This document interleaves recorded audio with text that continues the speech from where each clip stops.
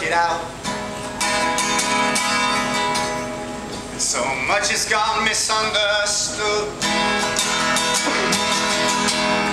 and this mystery only leads to doubt.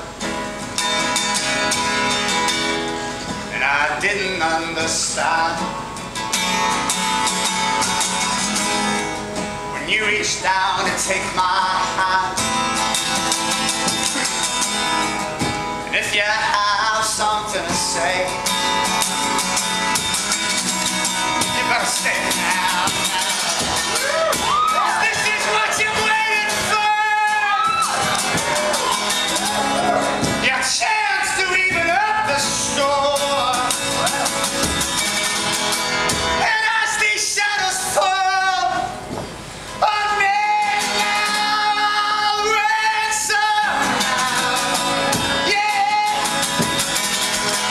'cause I'm picking up a message, Lord, and I'm closer than I've ever been before. So if you have something to say, say it to me now. Whoa. Yeah.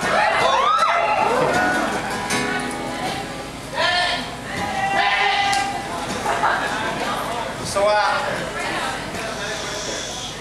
few weeks ago in Chicago, I met this woman in an elevator. And she was, I guess she was somewhere between sort of 75 maybe and 82, somewhere like that. She had the most amazing face. She had the kind of face of someone who'd lived a really good life. And she really struck me when she entered the elevator. And what is it they say? They say between 0 and 21 you get the face you're born with. Between 21 and 40 you get the face you earn. And between 40 and the rest of your life you get the face you deserve. Which I think is a very interesting idea. She had a great face. But she was wearing this jacket, and I said, I really like your jacket. And she said, you like my jacket? And I was like, yeah, I think your jacket's beautiful. And she said, I'm really glad. She can't hear you! No? I go to the microphone. I finished the song acoustically. So I said, I like your jacket to this lady, and she said, you like my jacket? And I said, yeah, it's a beautiful jacket. She said, wow, thanks. That's very kind of you. It's a good jacket, isn't it? And I said, yeah, it's beautiful. Really suits you. And she said, you know, it's funny you should notice this jacket, because this was the jacket. This jacket was a symbol of getting back into life. I saw this jacket in a shop window, and I said, fuck it, I'm gonna live my life. And you've noticed it, and I'm very grateful to you for that. And I said, well, it really suits you. And she said, you know, I don't know why I'm telling you this, but I stayed in my pajamas and I ate cereal for 2 years, and I didn't leave the house.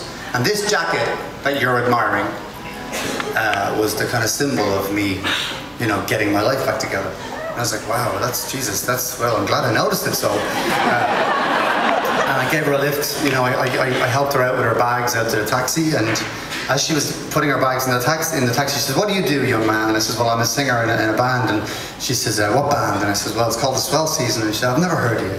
And I says, well, I was in a band called The Frames. She said, I've never heard of them. And I told her that myself and Mara were in this film called Once, and she said, I've never heard of it. And I said, well, I'd love to invite you to come see our gig. Where do you live? And she says, I live in New York. And so she was getting into the taxi, and she said, you know what, son? She said, my son was in that fucking building. And I was like, whoa, okay. She said, he quit his job on the 10th of September, and then he was going in on the 11th, and she said, I wanted to tell him. She didn't say fucking, she was far too polite. That's just my Irishness coming out.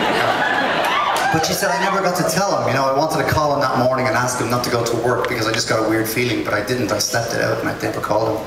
And so she said to me, if you've got something that's on your mind, you got to tell people. And she got into the taxi and she left. So I don't really know why I'm telling you that, other than it sort of fits this song. So that's for Lois in New York. Now we're going to go back there.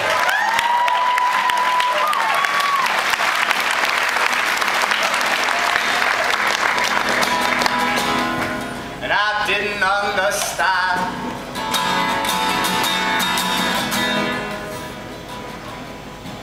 reach down and take my hand.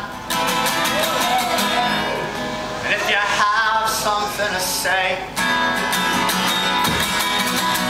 you better say it now.